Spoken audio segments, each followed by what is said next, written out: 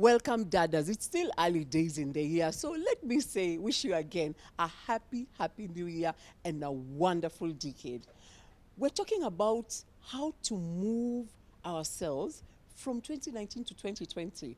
It takes quite a while. And so today we want to talk about the big topic, money, chapa. That money subject is really important, and it's making a lot of Dadas sweat every night. So today I want to begin to unpack, how do we transition with our money from 2019 to 2020? What are some of the things we need to leave behind? What is it that we can go forward with? What new things can we learn? Because let's agree, we all want to have money. Money is really important. So I want to introduce today a very beautiful young lady. I normally ask people to introduce themselves, because normally when I begin introducing them, people get offended. They say I'm not introducing them properly. So please introduce yourself. Thank you, Pauline. I'm Jayne Wathoni. I'm a 24-year-old business owner. My business is called Jayne Mannequin. What we do is we sell affordable thrift fitness wear for female fitness wear, apparel, everything gym, everything sports. So this is your moment. You are living in your January is your best time. Yes, okay, isn't it? yes. That is when mamas like me wake up. We are like, in your mwaka tuna lose weight. So you probably make a lot of money in January. Yes, January. Everybody's resolution is to go to the gym. The gyms are packed. Everyone's trying to change their health, change how they look. So for us, January is a really good month for us. Okay. That's when everyone's buying fitness wear. Okay. And yeah, for us, it's a but good I'm month. sure by April there's a slow slide to. Yes. Yes, so it really has a very funny pattern, because January, February, of course, is still good. By March, April, people have lost momentum by then. Then I think they reach the middle of the year and they go back to their goals. They have media goals. I think what they we panic do is and we they have say, a oh, panic. I haven't lost that kg yet. I haven't lost I need to go back to the gym 5 again. kgs. Then they go back. So they again to go their- back, Yeah. then it's a peak for a moment. Then, of course, once it's getting closer to December, honestly, nobody's thinking about whether we're going to still try and lose those pounds. I know. We're now thinking Now of we how are can eating. we... Now we are eating. Yes. Now we are meeting our family members, nyama choma and all that. So that the pattern is high, then low, then high, then low again. Yeah. I think, we're here to talk about money. I was Yes. just interested with the Thank gym. you. As I think the Dadas by now know that I am a gym enthusiast by sitting on my chair. You know, I'm a couch potato who goes to the gym. One day I shall. This is the year. This is the year that I year, actually Pauline. take Yes, on my this is gym the year, goals. yes. But let's talk about money. Yes. As you are growing up, you're only 24. Yes. What were the discussions about money in your home? What did you learn about money from your parents?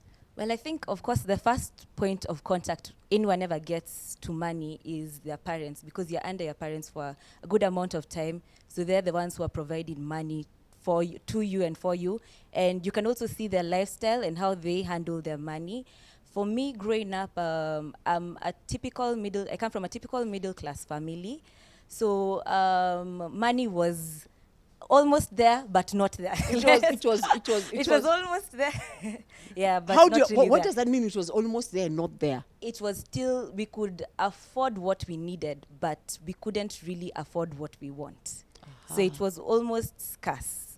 And that really made us learn our mom needed us to really value money and not splurge on what we want, because money for what we want was not really available. But for what we need, that one was there. Okay. And that's affected us until now, because the first thing is this money for what we need, for what we want comes as a later thought, as a back thought. Okay. So that really was the first point of contact and the first point of influence when it came to money, as something I really value, but something not to be handled carelessly all over the place. Okay. Yes. I think my other thing was, when you saw your parents work, did you see them work for money, or did they inherit money? Because they say there are 3 ways you get money. Yes. You inherit it, you work for it, or you perhaps you steal it. But so I'm sure your parents did not steal their money. Stealing it. So what were the values you learned about how to get money?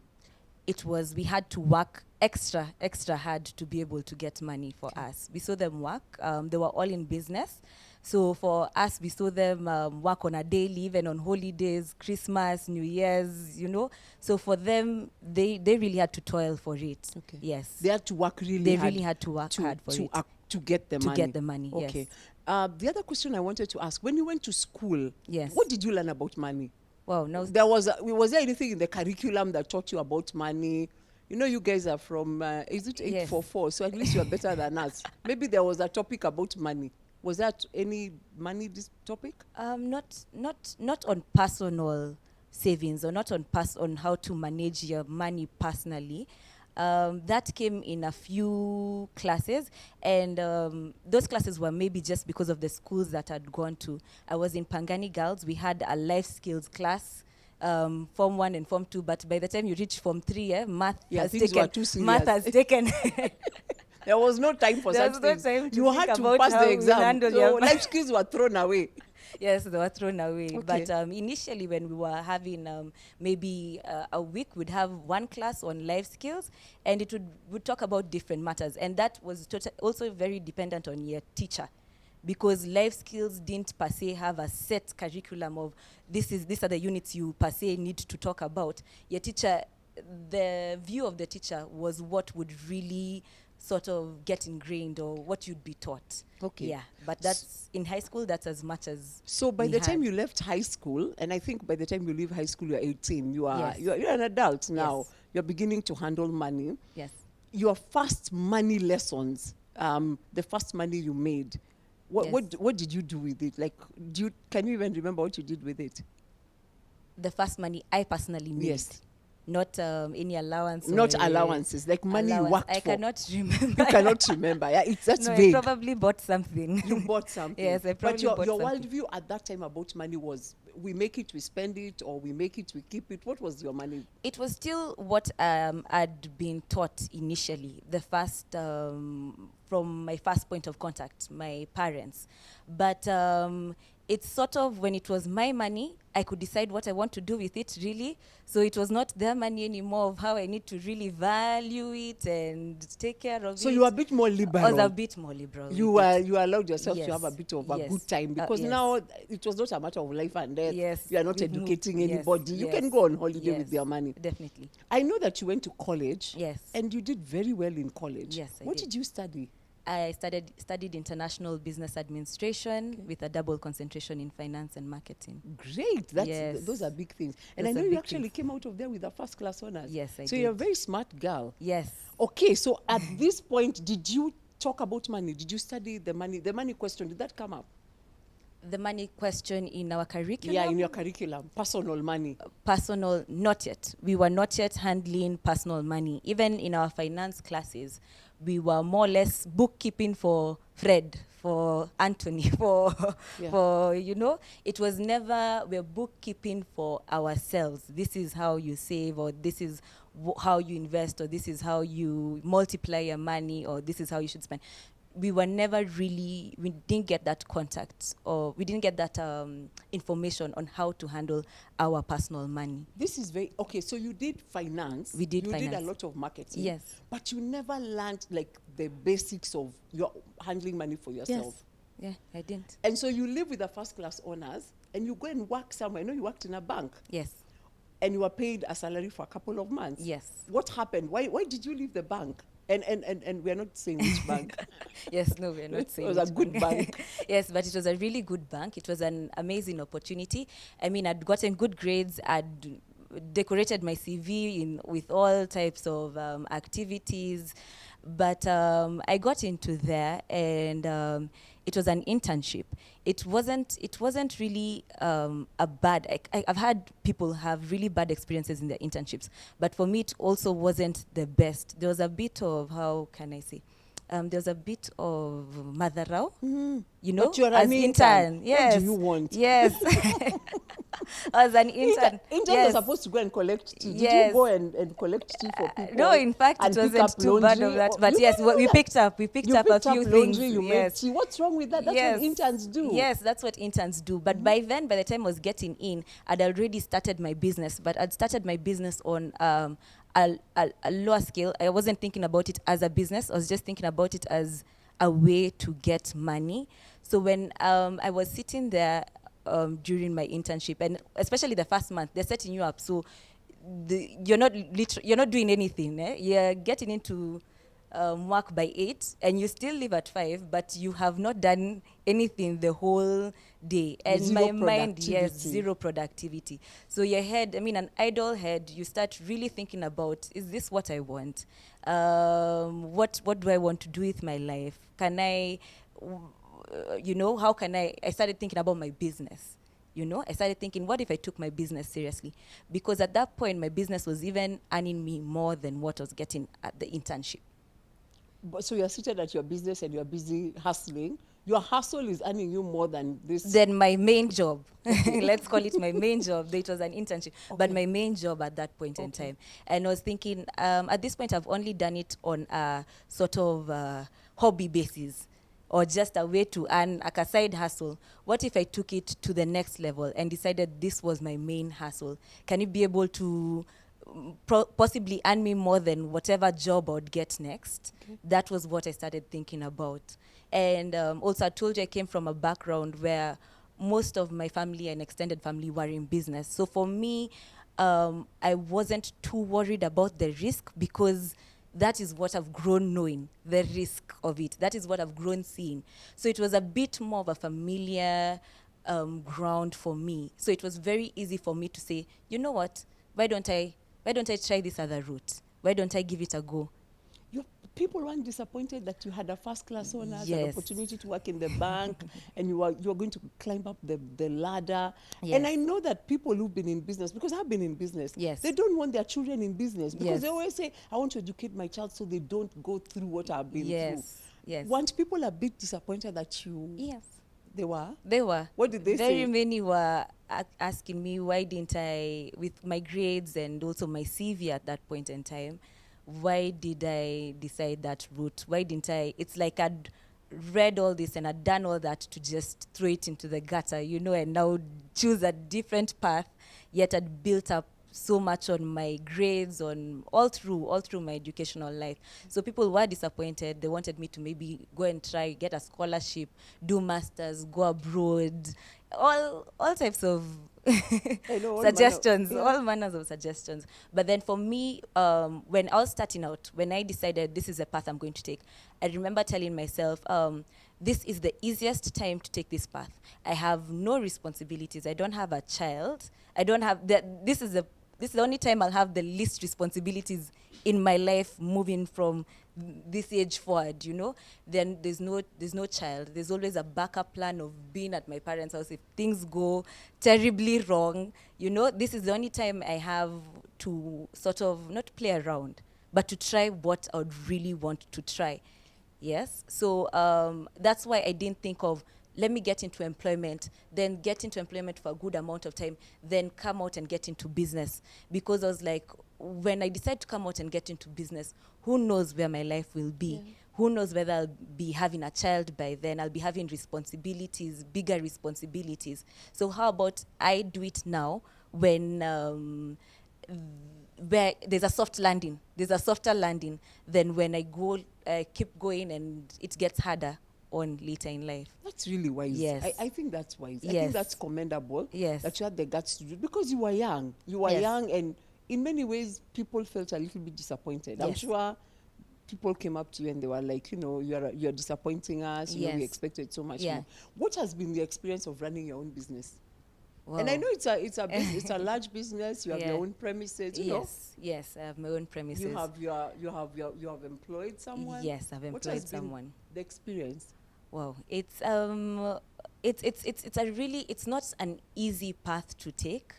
And I keep saying it's also a very almost lonely journey, because when you get into, we call it entrepreneurship nowadays. We like a good name for it, entrepreneurship. It's not like in the corporate world where you have sort of your co-workers, you're really interacting with many people. Here, you sort of have to really make decisions for your business by yourself. You're the one who needs to say, which turn are you taking now?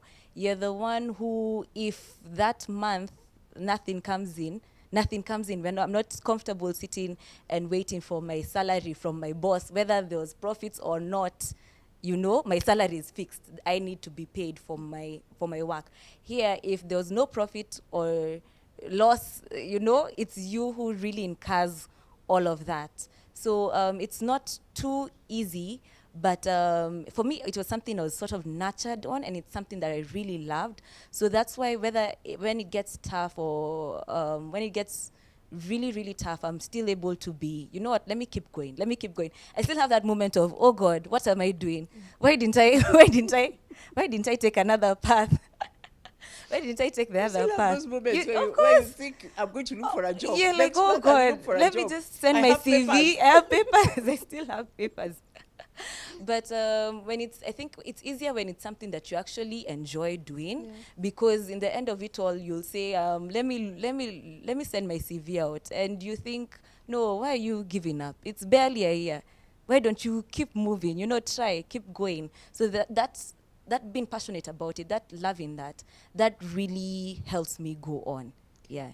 What have you learned about money now that you have been in business? I think Yes. nobody knows about money like the lone entrepreneur, Yes. because money to you is not something that comes regularly. Yes. So when it comes, what have you learned? What are the lessons that you can say, these are my lessons about money?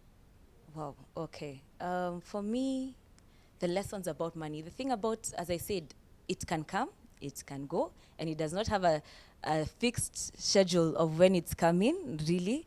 I think for business owners, especially if you're doing something product-based or food-based, the ones that people buy, it doesn't have a fixed schedule. It's going to come at the end of the month. No, especially for my business, my money comes any day, any time. It could come at midnight, it would come at, so for me, the biggest problem I had, and maybe business owners have, is sort of being organized with your money.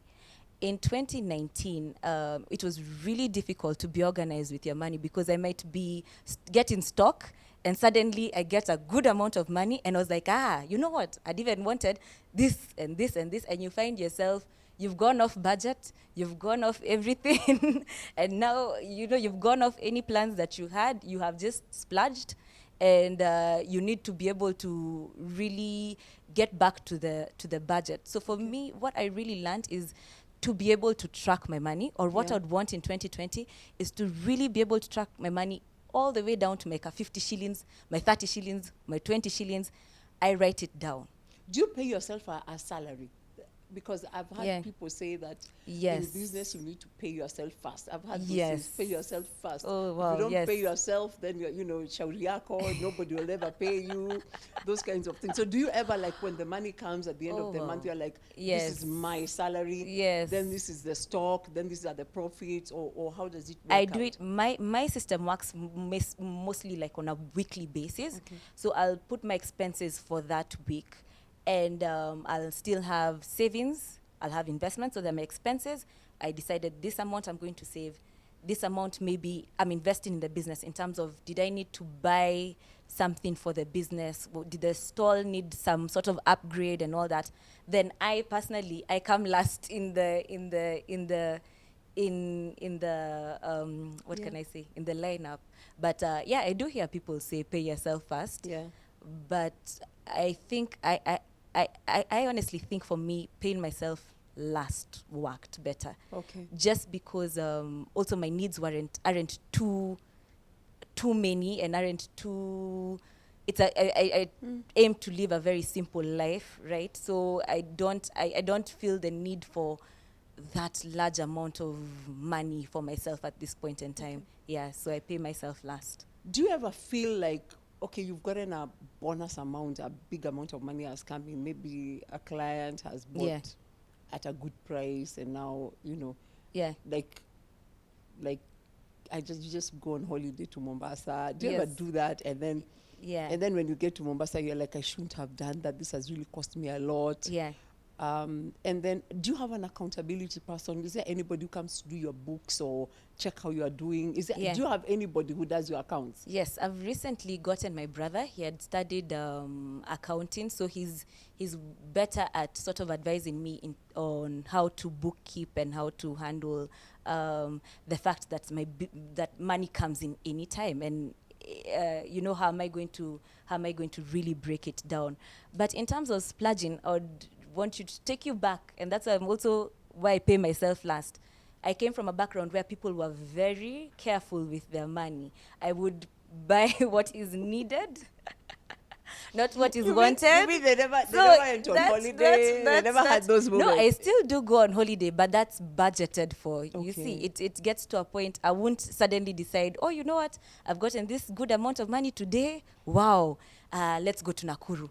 Let me call my friends up, let's go to Nakuru.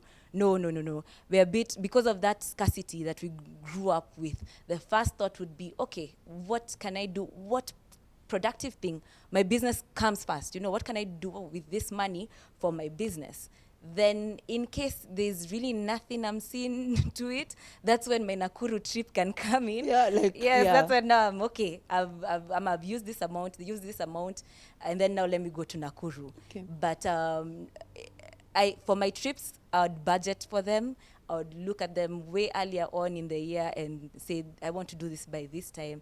So I'm very careful with how I use my money. And that's just because of the background I came from, of how we were nurtured. Do you feel young people have enough information about money to make decisions that make sense, especially not for business? Because I think when you go into business, you're forced to grow up to make money decisions, so you have to grow up. But if you're earning a salary, and you're surrounded by your peers, so you have lunch together, you have dinner or whatever, you go out together, you have a good time together. Do you feel that sometimes people are just not prepared for the money talk? They never really had the money talk. Yeah. We didn't grow up in a society where we were talked to about money. Yet money, we handle money every day. It's such an integral part of our life. But for us, we didn't even, the fact that I'm talking about it as a 1 week, like a 2-hour talk in a 1 week school session, yet it's something that we interact with every single day. It's very disappointing. So we didn't grow up, especially if you didn't even do business or any finance or accounting. You can imagine if you did, let's say, a different course, like if communication. you did something called like communication. You have no information on money, or where to probably invest, why you need to save, how banks and interest works. You have no information. That's information that you'd need to gather from, luckily for us, on your own. Perhaps after making quite a few mistakes. Yes, definitely after making a few mistakes. And the thing about, and I wanted to end this session by asking, you are very fortunate at 24. Yes. You are able to know about money. Have you met people who maybe they are much, much older and now they're telling you about mistakes made with money? Yes. I have met a couple of people. What they keep saying is what I also had mentioned earlier, that the good thing about our 20s, we're in a sweet spot. We haven't yet gotten especially the responsibility of children, because once children come in, there's school fees that's coming in, there's food for, now your income is split into the amount of the amount of heads you planned to feed. But here you get money, and probably your expenses are your rent, your food, your expenses are just basically you. So I get many older people telling me, you're at a sweet spot right now. Now you can really make your money something and make it easy for you easy for you later on in life, in your 30s, in your 40s, in your 50s, just through this sweet spot that you have. So I do get a lot of people telling me that personally. I really wish I was you. I wish I had your information and your guts at 24. Thank you. To do the things that you're doing. Thank you. And I am so proud of you. Thank you. You chose to go into business. You're managing your money. Yes. And so, as we go into a break, I think for me, you represent the future Kenya in many ways, that you're gonna, many young people in Kenya will look like you. Yes. And so that's why we must talk about the money topic early. Yes. So we are going into a break. We'll be right back. Thank you.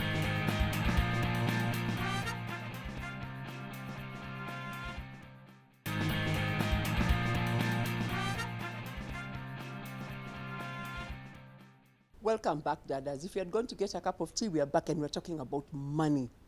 We want in 2020 to make the right money decisions. So we want to welcome Habil. Habil, please introduce yourself. Hello, Dadas. My name is Habil Odhiambo. I've been in the banking industry for over 10 years. And I'm glad to be here. Karibu Habil. We're Yes. talking about money. Yes. Listening to Jayne Offset, while you were listening to her, what are some of the things that you thought about her and money? First and foremost, what occurred to me as she was speaking was, first and foremost, she's very lucky that she has the information she has at this tender age. This is the time that, and as she rightly put it, where you can experiment and make mistakes. People who sometimes stay safe are people who have never tried anything. So it's a good thing that she's trying her hand in business. And the other thing I've learned is that a lot of lessons about money are observed. She observed her parents, the way her parents were handling money, the way she was being instructed to spend what was given to her. I don't know whether it was pocket money at the time or just allowance. The other guys were given allowances. But I suspect from the way she was talking, it must have been pocket money. And when she was talking, it also occurred to me that when we finally get the money, sometimes we forget how difficult it was to get it when you get our own money. And sometimes we would want to be a little bit carefree when it's ours. When it's our parents, because we see them toil for it, we are a bit careful not to waste it. And that is strange, because I thought to myself that I'm supposed to be more careful with what I have as opposed to even what the parent gave me. So it's a good thing that in the last time when we were speaking, you kept on telling me that we are in a generation where we were being taught how to spend, not how to save. Yes. And therefore that which comes out naturally is, where do I spend this money? Or what other people would popularly put as kupigia mwili pole. Sawa sawa.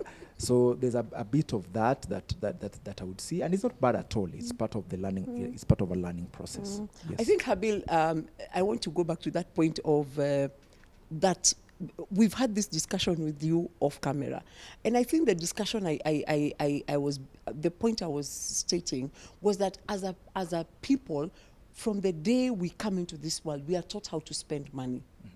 And we are taught, and the culture, especially for banks, you work for a bank, and in credit, everything is about spending. So we are told, come and take a loan and spend it on this. Take a credit card, anything could happen. Use your debit card to pay for things. Never run out of money. Today there are apps. Never run out of a shilling. You should never be broke. Brokenness is not allowed. Always have money. We create a culture in which we are given the impression we should have money all the time and spend money all the time. And so what does that happen? Especially you works in a bank. Okay. What does that look like? Money in itself, we do not survive on money. People should always realize that money is a means to an end.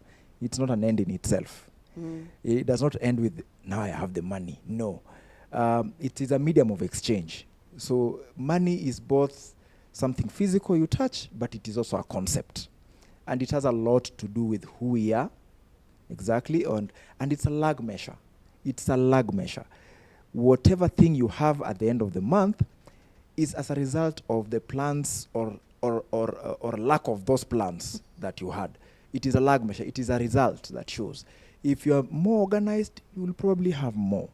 If you are less organized, you'll probably be wondering at the middle of the month, where is the money? Yeah, so it is a lag measure in that sense, that it actually brings out who we really are. It reminds me of someone who once said that if you've not, you really don't know who you are until you've made enough money. Once you've made enough money, then you can get to know sometimes who you are, because it changes you sometimes. But it is a wrong perception that we need to have money all the time. That is my view. Because not everything that we need in life to survive involves money. Mm-hmm. Yeah. So money should be something that it is a medium of exchange, as I said, but it should follow a particular plan.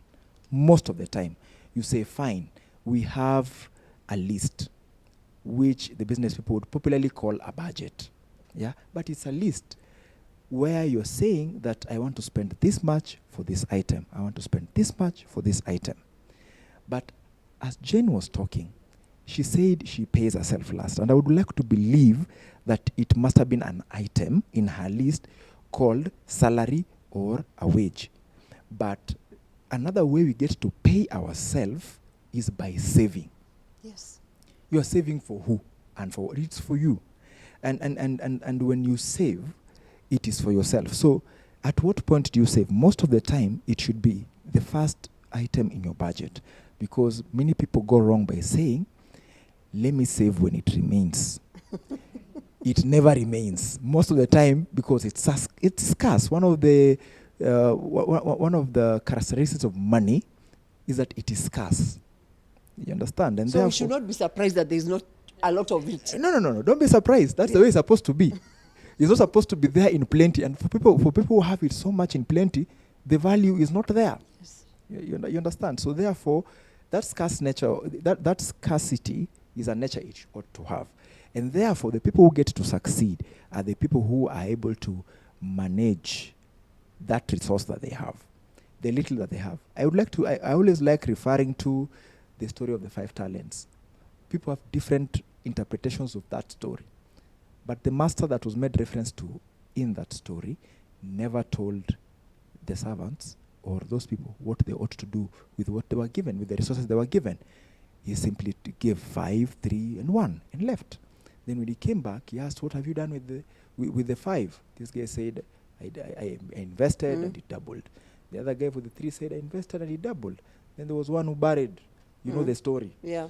But what happens is that these people got rewarded for thinking and applying their head to invest.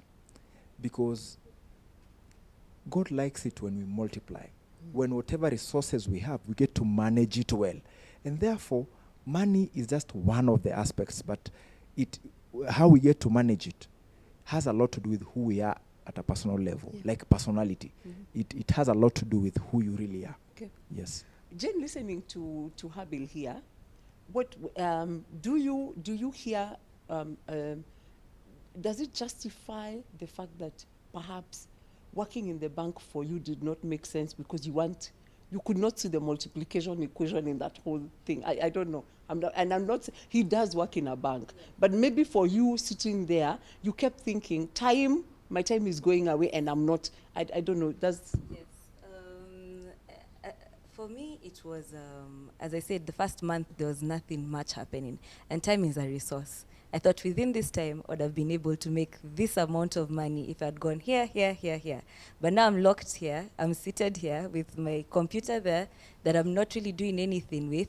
And I'm still going to get the money we agreed. Actually, we didn't agree on. The money that was given to interns.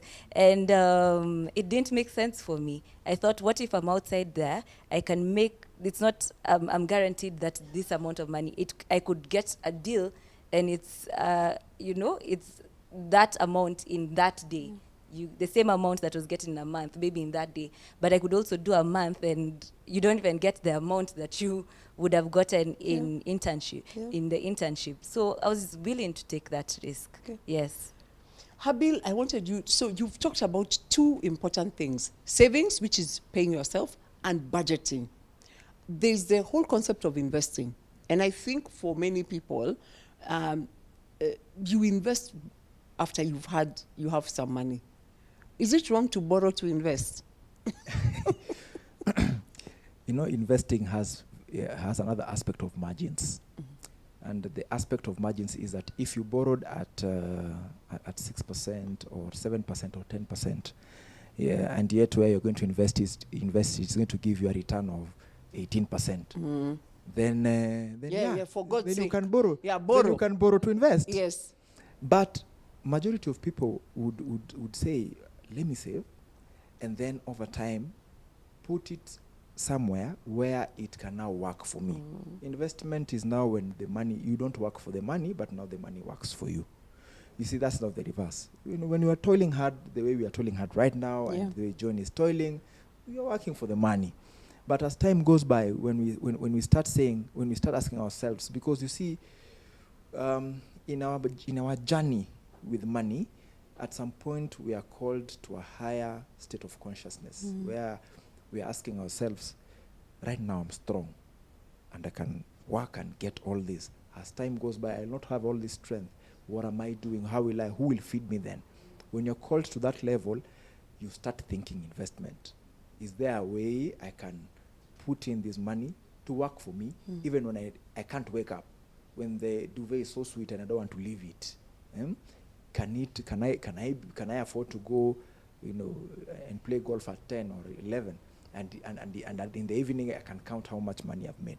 That is what investment does for you. So yes, you can borrow to invest, you can save to invest, but it is something that we should perpetually think about. But investment it must happen. It must happen. You must, because I think that's the point at which you multiply what you have. Yes. Okay. So and yes, there's that aspect of multiplying, but also, there's also the place of mentors. People who have gone ahead of you and have done that. They can tell you, this is how best you can invest your money. Yeah. You understand? Because there are people who have also burnt their fingers, where they've gotten, they took an early retirement, and then they decided to go and invest in a place. They don't know very well how it works. When you're investing, please invest in a market you really understand. Invest in a business you really, really understand. Don't try and do experiments, especially with those ones that you know very well will not probably come again. So therefore, yes, there's a place where we are making mistakes, which can be done when you are early, but get mentors so that you also minimize, the impact of these mistakes that you can make with money. So yeah. Okay, and I wanted to also ask: are there good and bad investment? For example, if I take a loan and I buy a car and I drive it. Yeah, I look nice driving it around, putting fuel in it, parking it, carrying my friends, and the car doesn't make anything in return for me, but hey, I look good driving it. Is that a good investment? And I'm paying a loan? Unfortunately, it will not be, because it's not sustainable. It's not sustainable. You remember you said you took a loan. Yeah, I took a loan. Yeah. Yeah, they are cutting my mushahara. Yes. Yeah. If you are keeping up with the Kardashians and someone is shooting and while you're doing that, then it's a good investment. But if you're not keeping up if somebody is shooting the video and you're making money. And you're living your life, right? That's a good investment. But if you're just doing it for fun and for show, then slowly by slowly, I guarantee you that the guys who you are carrying in that car, you'll be calling them for a free lift, and they know they will not come, because they know you will ask them for fuel to fuel that car. So it will not be a good one. So yes, you're right. There are good investments and bad investments if the mindset was investment. But that one was purely consumer. That one was purely, this person just decided to buy a car just to show their friends that he or she probably has a car. There's a difference. But again, there are also investments where you can take your money that you've saved and probably earned it very hard and put it somewhere, but it doesn't work out. Yeah. If you look at venture capitalists, most of them, they don't get it right in all of them. Yes. There are some they lose. There are some they gain. There are some they lose. So you must have the backbone for it. Yeah, business can be hard because there are some shocks that it gives you, but that is what you get to learn over time, that you create buffers that minimizes the shocks that you get when certain unforeseen circumstances happen. But also, when you're making investment, you can double invest by having an investment that you've secured through insurance. People have always looked at insurance as where you just throw money. No. Insurance, in case of something so bad happening, for example, you've started a company and probably you've bought machines. If you insure them against, vandalism or anything, should any of those events happen, you don't lose your investment.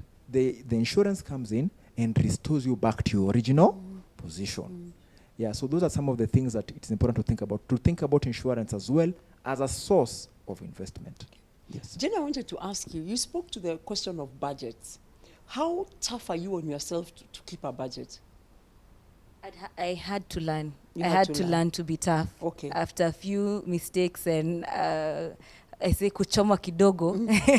You have to be chomwad kidogo so that now you learn to be tough on yourself. Yes. Yeah. Yes. I think the reason I'm speaking to the question of budgets, Habil, is because ladies are very, I don't know how to describe it, but we love to buy things that we don't need, especially if they'll make us look good, A blouse is passing in the office, you're like, I don't think I'll ever see this blouse again. Let me just, this one was for me. Shoes are just for me. Kuna hacha zingine nguo, they come written your label, handbags.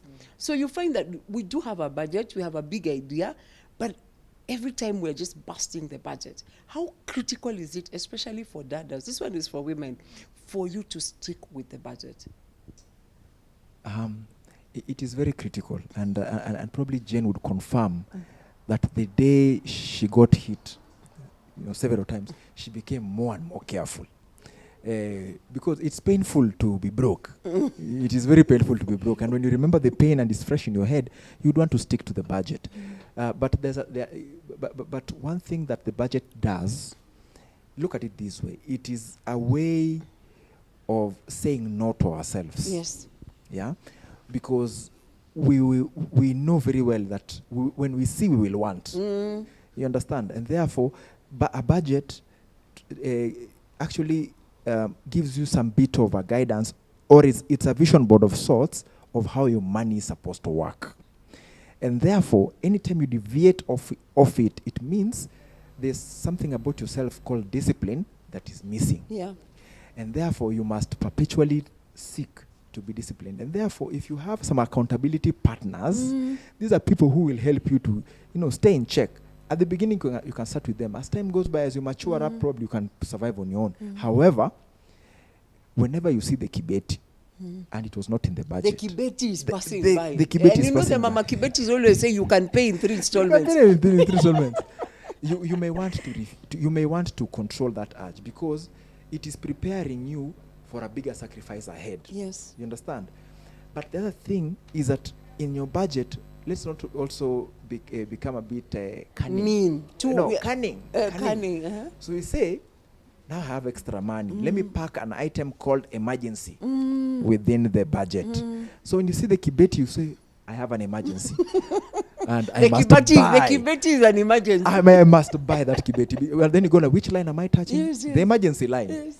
So the emergency line should be for those phone calls that come from home, like it is raining, please send money so that we can ask guys to plow. Yeah. Those could be probably emergencies. Though I know sometimes the rains, people know mapema they can plan. However, there's certain emergency like sickness, other things, friends who are not at a good place and needed some small money, those kind of things. You can have that budget as that item as an emergency. However, for impulse buying, that is something you may want to control. Impulse buying. Impulse buying. That's what we call it, yeah? Yes. Yeah. You may have to control. Yeah, the ones of you are walking in Nairobi city in the evening. Yes. And then there are these people who are sent by the devil. That's all I can say. They put shoes on the ground. And then you are walking by. Yes. And a horrible spirit enters you and you start trying the shoes. Yes. And suddenly you are buying. You know those? Yes, they're very good at it. In fact, what they do is that they tell you, try it. Just try it. They say try it. They bring a piece of paper, Yes. put it so that it doesn't get dirty. Kuangalia ni bure. Kuangalia ni bure. Kuangalia Hata ni kupima ni bure. bure. But now removing it, they'll tell you now the right one inaingia mzuri. But do you know that people who have the left foot longer than the other one, try the other one. Before you know it, they tell you, this shoe was meant for you. This one was meant. This was meant for you. Because they're so good at it, and you go like, yeah, this must have been meant for me. I've been trying these shoes. This is like the 3rd or 4th pair. Yes. Even you feel bad for him. Yes. I've been trying 4. This is the 5th pair. This is the 5th pair. I must buy something for this young man. Yes. I think for me, my last real thought is, how do we, the percentages in our budget, how do we know this is we are making progress here, or we are not doing well? Because sometimes maybe we are living in a house that's too expensive for us. Okay. Or we are spending too much on food, or too much on travel. How do we know the right proportions? Okay. The proportions would vary. Yeah. There's no standard proportion where someone will tell you that it's not like the one for tithe, where someone will tell you it's 10% of whatever thing you've earned. But they normally say most of the time that if, for example, the house you're living in is 75% of your salary, something is wrong. Yes. If the rent for the house you're living in is 75% of the salary, something is wrong. They will tell you that. If probably your food budget is more than 60% of, then probably you're eating the wrong things, maybe you are doing a lot of eating out and stuff like that probably is consuming your money. It's everything in moderation. For me, the way I believe is that it depends on what life stage, what burdens do you have.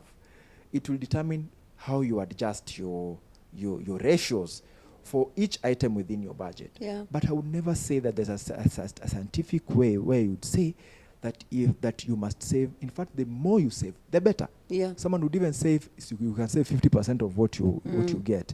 But depending on how what stage in your life and you what are. stage of your life you're in, it will those ratios will vary. Yeah. So that at any one time, your North Star is the moderation, but you keep the discipline of saving. There are people who have made it a habit or a lifestyle that they must at least visit a new location every year, and they treat themselves for that, so that you also don't work so hard, and at the end of it all, you don't know, you must pay yourself by saving for those trips, saving for just some time out, so that you also have time for yourself. You need time for yourself. Meditate, because that's how you get to grow. That's how you get to rejuvenate yourself. That's how you get to, you rejuvenate your strength, and then you get to carry on. Yeah. So there are no specific ratios in my view.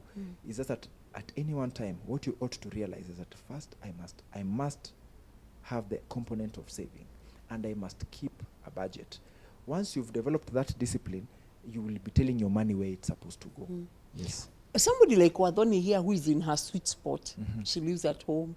She should not eat much. She doesn't. I mean, look at her. She's tiny, so she eats very little food. Yes. She should be saving really over 50% of her resources, don't you think? So Wathoni, what percentage of your resources are you able to save? My other question was, I think this is something else that we suffer, people who've just come from school and we're really trying to get our footing, is that we really have this mindset that we need to get to a certain amount for it. It needs to be a substantial amount to save. It's not just your 2 small shillings over here that you're saving. So I think for us, we always have this in notion, or let's say a train of thought, that we need to get to, a good income bracket, or a good tax bracket for us to be able to save and also invest. So both of them are in the same place. So we'd push it to our later years, saying that bado sina pesa nyingi. I still don't have that much of money, Yeah, so I don't know what you'd tell us about that. There's no small money. Remember, I started by saying money is both a means of and also a concept. It's a concept in the sense that when you get to understand that saving is a discipline. It does not talk about whether it should be 1,000 shillings or 100 shillings or 10 bob. The people have challenges for the year, the 200,000 challenge or the whatever challenge, but which is personal, which is purely personal. For me, for as long as you've adopted that discipline, that you keep a budget and you're able, and within that budget, there's an item called saving, which you always set aside on a daily basis. Come rain, come sunshine. With the time, your flesh, itati amri. You understand? You get to train the flesh. You get to train yourself to make sure that you are disciplined like that. Once it is something that is good for us. So it's not about the amount. It is about the discipline.